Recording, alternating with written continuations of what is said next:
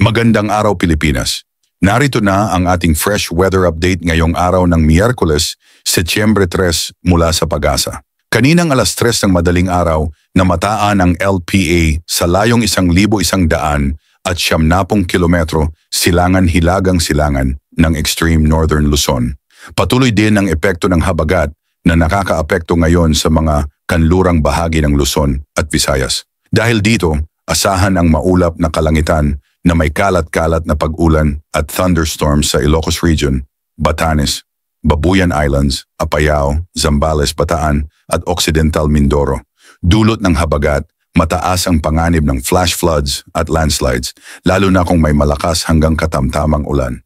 Sa Metro Manila, nalalabing bahagi ng Central Luzon, Calabarzon, Mimaropa, Bicol Region at Western Visayas, magiging partly cloudy to cloudy skies na may pulupulong pag-ulan o thunderstorms.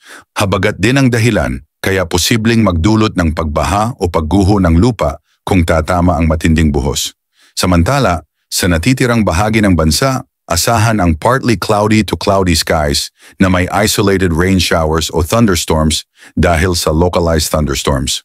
Bagamat mas banayad, posibleng magdulot pa rin ito ng biglaang pagbaha o landslide kapag lumakas ang ulan. Para naman sa lagay ng hangin at karagatan, sa Luzon, magiging light to moderate ang hangin mula southwest hanggang south at alon na abot sa 0.6 hanggang 1.5 meters.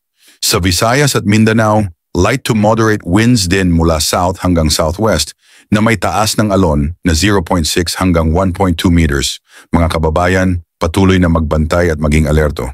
Ang sama ng panahon na dala ng LPA at habagat ay posibleng magdulot ng panganib, lalo na sa mababang lugar at bulubundukin. Palambing ng like at subscribe bilang suporta sa ating channel, PWD, ang ulat panahon na hindi ka iiwan, rain or shine. Ingat Pilipinas!